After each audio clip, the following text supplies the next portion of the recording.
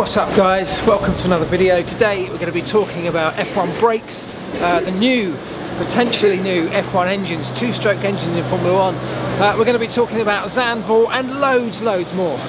Welcome to another Ask Elvis.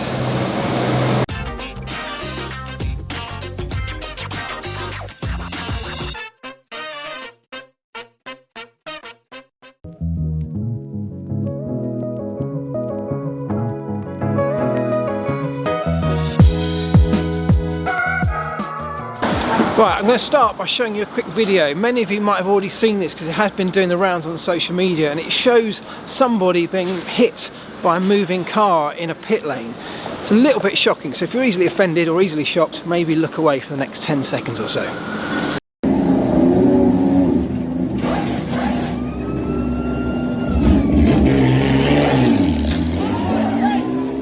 David Miras simply says, ever seen anything like this in your day? And the truth is, no, I absolutely haven't. And the reason that I'm so shocked by that video is obviously the guy's been potentially injured and I hope he's okay. But most importantly, or more importantly than that, I'm shocked because one of the things that I think sets the motorsport world apart from many other industries is that even though every day these kind of teams, rival teams, are fighting against each other in ferocious terms, in technology terms, in competitive sense, when it comes to camaraderie and looking after each other and looking out for each other, it's one of the best places to be. Everybody has total respect, or so I thought, for everyone else in a similar boat. And that's one of the things that stands out from that video, is that guy had absolutely zero respect. And I hope that he is severely dealt with, because that could have been a very serious incident. Robert Booth asks this one. He says, love your YouTube videos, always very informative, so thanks. Thank you very much. Can you explain how stiff F1 brake pedals are and how much pressure is required to make them work? Is it true that the drivers sometimes need to stamp on the brakes? Yeah, absolutely. The drivers are pretty much always stamping on the brakes, and the amount of pressure is well over 100 bar. That's pretty much as much pressure as you can put through the brake pedal with your leg. If you ever try and sit in a Formula 1 car and deliver the pressure, which is what I've had to do many times for the engineers, when the car's just in the garage, you're sitting it up on stands and you climb in and you try and match or generate enough brake pressure to register a representative figure on their data. It's incredibly hard. You are straining with everything you've got. So the answer to your question is they are very stiff, and that's because the driver wants to be able to get that feedback through it. He needs to be able to use the force of the car stopping and slowing down, the G-force that's throwing him forwards, along with his body weight, of course, and how that's affected by that G-force, and the strength in his own leg. He wants to be able to push everything through it because it gives him a sense of feeling what's happening with the car, much more so than if it was really light and delicate in a situation where the car's being thrown around. He just wouldn't be able to control it as easily. Right, there's been loads of really positive feedback on the Wheeler Dealers Dream Car series that premiered last Monday, of course, so thank you for all of those kind comments. I'm actually here in London today recording in the studio the final voiceover for what will be the final episode. It's a kind of best-of episode at the end of the series. Got one more to do. Shouldn't take too long today, but that's what we're here for, and once we've done that, the whole thing's finished as far as I'm concerned.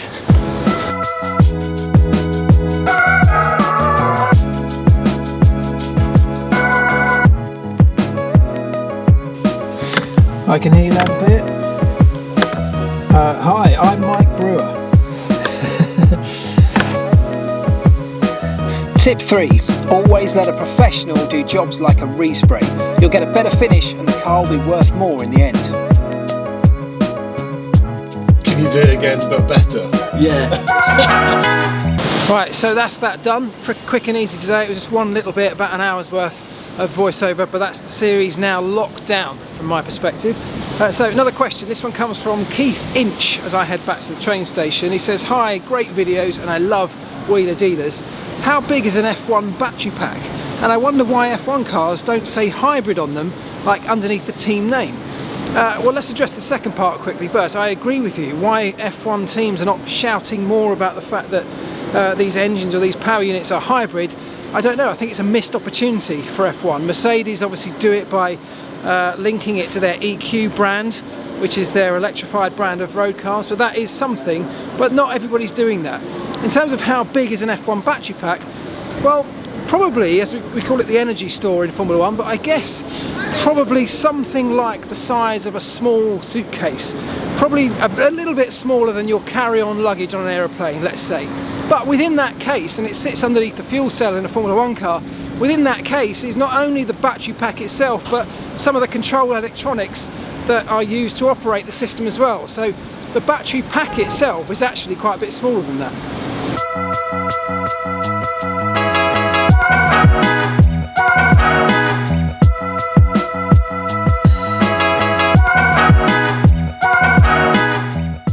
Okay, back home, and I've got about half an hour, I think, until I've got to go and pick up Rex from school. So let's get another couple of questions done.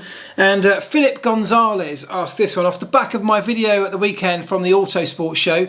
If you haven't yet seen that, it's pretty cool, so have a look. I'll link it in the description at the end. Philip Gonzalez says, Extreme E, I'm so excited. He says, with the big names like Mercedes and Porsche in Formula E, why doesn't the American electric car giant Tesla join the fight? Thoughts on that? Right, so there's one reason that Tesla is not involved in Formula E or any other type of motorsport. And that reason is that the whole world right now sees Tesla in everyone's minds as the best electric car manufacturer, hands down across the board. I don't think there's anyone who can possibly suggest there's another electric car company better than Tesla. So if everybody already thinks they're the best, and then they go and invest millions into a motorsport like Formula E, if they win in Formula E, everyone still thinks they're the best. If they don't win though... Right, this one came from YouTube. I wrote this, says, hi Mark, what do you think of Max signing with Red Bull until 2023 and how does this affect the driver market? Well, it does affect the driver market, doesn't it, in a couple of ways, mainly because that prime seats at Red Bull is locked down. Now that's great for Red Bull. I'm sure they've invested heavily in keeping Max at the team, but they kind of had to. That team's built around Max. They haven't got anybody else ready to step up into Max's shoes. What has become the second driver seat there, because Max is a de facto number one, whether anyone says it out loud or not. What's become the second driver at the moment is Alex Albon. He's doing a great job, you know, in the first part of his tenure there, but he hasn't stepped up to the point where you'd say he's a Max Verstappen. Max Verstappen, in his early, won his first race at Red Bull, didn't he? He came onto the scene and set the world alight immediately, and no one else in that Red Bull young driver program has done that yet. So from Red Bull's point of view, great move. It's locked them down. It's secured them a future for the next few years as we move into this new generation of Formula 1. It's a big time for Formula 1 and for Formula 1 teams. So to have some stability, and really strong stability like Max Verstappen, that's a great move. Now for other teams, of course, it means that he is no longer available. So Ferrari had already jumped the gun on this. They'd signed Charles Leclerc. Max was never going to go up alongside Leclerc, and I don't think Ferrari would have even allowed that to happen either. So it leaves Mercedes. Now Mercedes is all hinged around what Lewis Hamilton decides to do. He's the only one of those top three prime seats, if you like, yet to decide what's going to happen beyond 2020. He could decide to walk away, or he could decide he wants to continue. But Max Verstappen can't hold out and wait for that decision for Lewis, which may not come until halfway through next year. He needs to know what his future is going to be. Red Bull couldn't allow Max to wait that long either. So the whole thing has been seized upon. Red Bull have taken the bull by the horns and... Sorry. Red Bull have taken hold of that situation and taken charge of it, which is exactly what they had to do. It now leaves Mercedes with fewer options than they otherwise might have had. If Lewis Hamilton decides to walk away, what could have been two of their prime targets are no longer available. We'll have to wait and see what happens. But I think a strong move for Red Bull. It could well be a strong move for Max, because he's in charge of that team. He's the number one driver. If they can get it all together, particularly with Honda, there's no reason to say he could not challenge for a world title even in 2020. And what happens in 2021 is anyone's guess right now. Right, Cold Forged Cowboy on YouTube says, regarding the new profile tyres, how much weight will the low profile tyre setup save? Will the low profile tyres have better acceleration and braking? Will the low profile tyres have better cornering? How about thermodynamic considerations? Will they overheat quicker? How about tyre wear considerations? How about ride and suspension considerations? What changes will the teams have to make? And what about Formula E? Formula E uses low profile tyres. What has that series learned? Wow, that's a lot of questions, isn't it? So I was talking about the 2021 low profile tyres in Formula 1 in my video from the Autosport show. There's some nice pictures in there of the Formula 2 car with those tyres on it. Gives you a really good idea of what the Formula 1 car will look like, so go ahead and check that out. I'm going to answer most of those questions in one. I hope this is not a get out, but this is I can sum up most of that by saying we don't know the answer to those things, because it's not like we're just taking the current 2019 or 2020 tyre and then changing its shape to be low profile. We're actually going to completely change the makeup of that tyre. So in terms of thermodynamic considerations, in terms of, you know, acceleration, cornering, even the weight of the tyres, we don't yet know. I mean, actually, you said there, how much weight will the low profile tyre setup save? It's not going to save anything. It's actually going to add weight to the overall car, because the wheels and the tyres are bigger. The answer is that we don't know most of the answers to those questions, wear considerations. We just got no idea, because we'll have a completely new tyre with a new compound, a new structure designed to suit that low profile setup. And Pirelli will do a lot of work in the meantime. They'll learn a lot from Formula 2 using low profile tyres, of course, throughout this season as well. Yes, they'll have learnt something from Formula E, although that's Michelin tyres in Formula E. But very different demands from a Formula E car. In terms of suspension considerations, the teams will completely redesign the suspension of the cars. Obviously a brand new car anyway in 2021, but because of that low profile tyre, what you take is a lot of the compliance that's currently in the big squishy tyres, which actually is a huge part of a modern Formula 1 car's suspension travel, is in the tyres. You move that with a much less compliant tyre, you move that compliance to the suspension system of the car. So a complete rethink, complete redesign on how suspension systems work.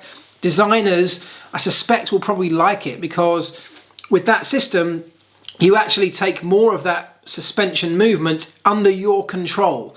With a suspension system, of course, you can have a reasonable amount of control as to exactly how it behaves, how it reacts to certain loads going through it. With a tyre, the teams have very little control over how that acts and how it reacts. So it may end up being a slight benefit towards the teams once they get their heads around it.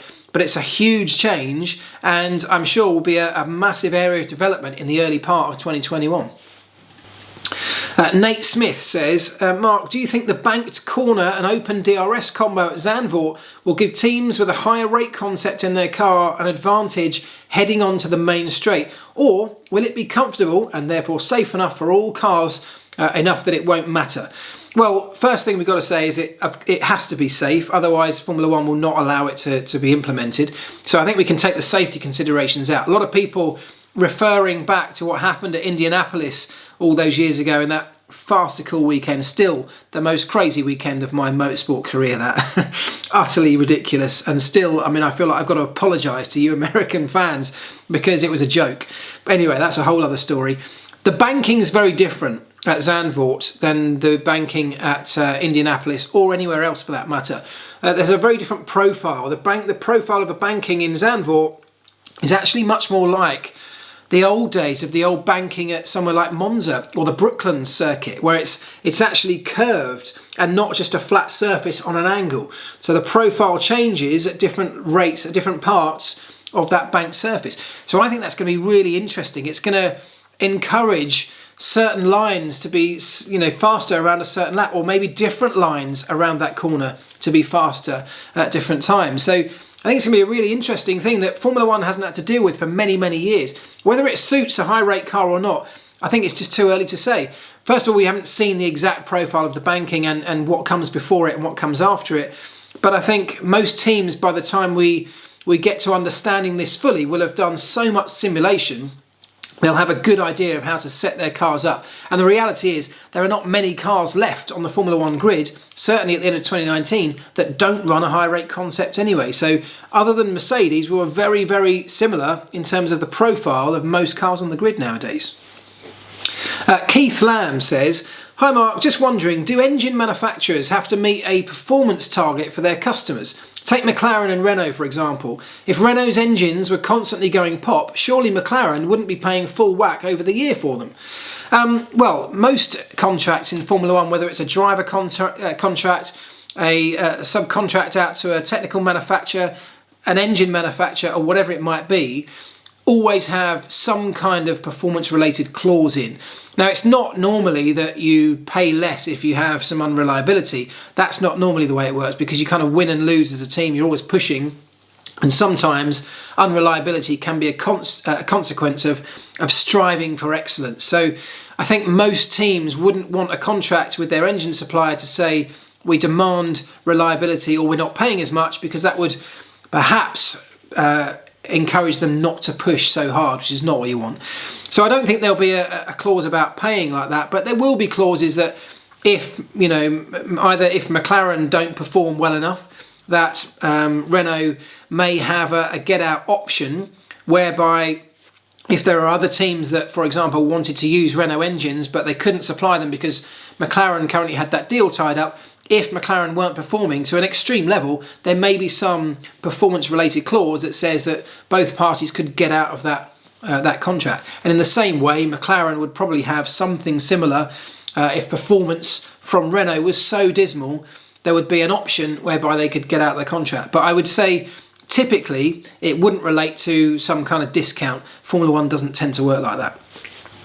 Wine Caveman Grog says, do you think using CFD is now more expensive than traditional wind tunnels? Should F1 allow more use of wind tunnels again to even out things for the smaller teams? I don't think so. And the reason I say that is because, you know, if every team already had a fully spec'd out wind tunnel, and therefore they were having to invest in more and more CFD because that's newer, then you could argue, okay, there's an additional cost in CFD and the bigger teams are the ones who are going to benefit from that. Now, I know that is how things work, but the reality is, if you said, okay, we're going to allow wind tunnels to become the favoured means of simulation and of testing, then what you really are doing is actually encouraging all of the teams, or telling the teams that really, if they want to be up to speed, they've got to invest heavily in a wind tunnel. And to say wind tunnels are less expensive is not necessarily true. If you've got one, it may well be less expensive than trying to install and run massively new complex CFD systems. But if you haven't got a wind tunnel that is already up to the right level that you need it, to build one, as McLaren are doing right now, is incredibly expensive. By the way, McLaren are doing that right now because it then will fall outside of those financial restrictions that come into play in 2021. So now is the time to invest in any of these things, but that's another subject altogether. So to answer your question, it's not necessarily that CFD is more expensive than wind tunnels. They are both incredibly expensive depending on the spec and the level and the amount, the complexity that you go for. McLaren's wind tunnel, their brand new one, will be hugely expensive.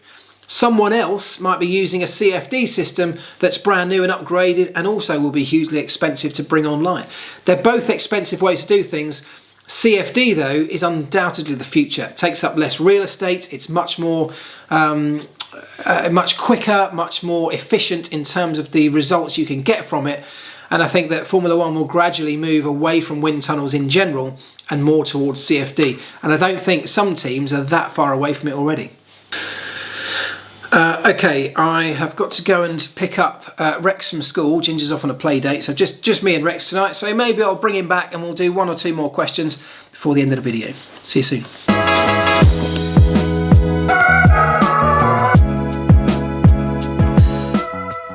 Right, poor old Rex broke his arm last week. Today's been his first day back at school, bless him. So been a bit of a struggle over the last week. He's snapped it up here, poor thing. Anyway, he's been very brave. Right, let's get one more question in from Carl Slocum. Carl says, almost certain I've missed this week's Ask Elvis. No, you haven't. But what are your thoughts on the mention of F1 going to a two-stroke engine and possibly even hydrogen in the future? Hydrogen I get, and I think it is the future, but the two-stroke thing's an odd one for me. What's the benefit? Okay, well, there are a couple of things here. This stems from this story that's come out that Pat Simmons dropped recently, talking about how F1 has been doing a lot of research or looking into a lot of research that has been done into the technology and the developments in two-stroke engine technology. Now, there's a couple of things here. First of all, that's the direction that he wants Formula One to go in from as early as 2025. Right, that's not very far away. Now, a couple of things. First of all, you've got to remember that in part of that same statement, he has talked about how he thinks electric cars are the wrong way to go for the automotive industry. Now, we don't really know what the solution is to a greener transport system, but at the moment, most people seem to be plumping for electric cars. They're not perfect by a long way, and they're certainly not a solution for everybody. But you have to remember that in some of the comments that he's made about Formula E and about how it's not right for Formula One, you have to remember that Formula One simply can't go electric in the short or the medium term, because Formula E has an exclusive contract with the FIA to make sure that they are the only FIA single-seater fully electric championship for the foreseeable future.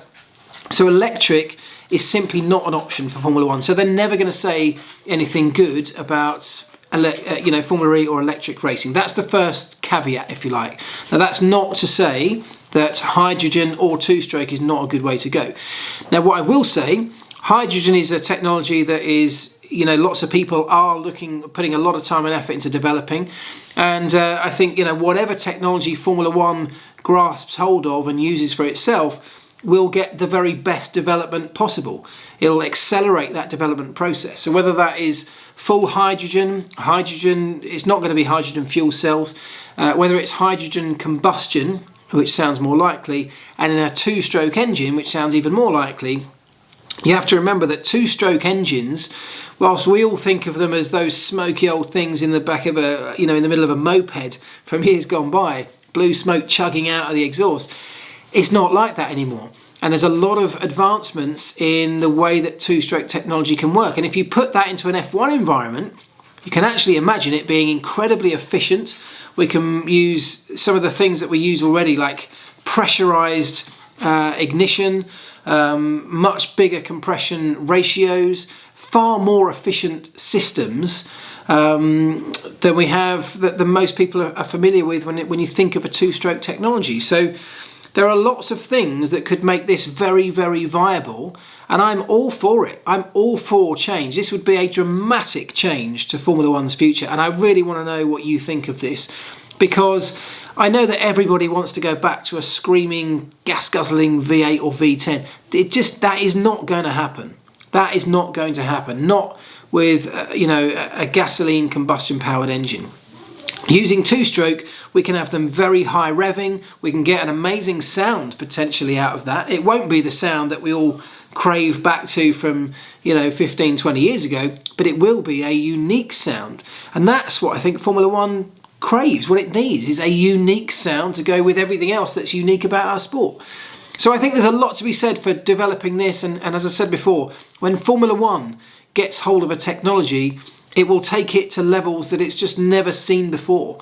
So whatever you think of two-stroke technology or hydrogen combustion technology right now, Formula One will advance it very, very quickly, because there's a huge amount of money, research, very clever engineers within our pool in the Formula One industry, and we can do wonders. Just look at what we've done with the four-stroke engine. So anyway, that's what I think. It's got some huge potential. There are a number of benefits to it. There are some potential downsides, I guess. We will be looking at much smaller engines. For the traditionalists who love the big, noisy, loud, angry engines that Formula One was famed for, you'll be disappointed. It won't be like that. But for those who are future thinking, forward thinking, not against change, maybe this is a technology we could all get behind and start to embrace. Anyway, a few years away yet, but like we did with the 2021 regulations, they are talking about getting the teams involved in that process, pooling their ideas in terms of what that technology should look like by the time it gets into a Formula One car. Interesting time, but let me know what you think of it as a concept. Right, now, just finally, this is not a question, but I want to leave you with this, because lots of people have asked me questions along the lines of, are the fires raging through Australia right now going to affect the Australian Grand Prix? And whilst I obviously don't know the answers to that, none of us can know the answer to that at this stage. All I do want to say on this is that it's insignificant. The Australian Grand Prix is utterly insignificant with what's going on in Australia. And I just wanted to say that I hope that everybody there will join me in showing some love and support for everybody who's in Australia who might be suffering up against it, and of course for the emergency services, the firefighters who are working way beyond the normal limits to keep these things from getting towards people's homes as best they possibly can. It's an awful, horrific situation, and the little snippets that we over here see on TV, I'm sure, don't do it anywhere near justice of how serious it is. So if there's any way you can help, whether it's donations or anything else, please do so. In fact, I'll link a couple of the reputable charities in the description of this video if you do want to make a donation, because anything can help. It's a serious situation, and whether or not it affects the Australian Grand Prix doesn't really matter. The main thing is somehow that's brought under control, and hopefully as a country Australia gets some relief from the weather. Right, thank you very much everybody for all your questions again this week. Tonight, if you're watching this video on Monday, it's the second episode of Wheeler Dealer's Dream Car. In fact, it may have already gone out by the time I get this thing uploaded, but either way, it'll be on repeat over the next few days. Thanks for all your support with all of that. Let me know what you think, as ever. Any more questions, fire them in, use the hashtag AskElvis, and I'll get through as many as I can online. And if I don't get them online, we'll get them in next week's video. See you soon, folks. Ta-da.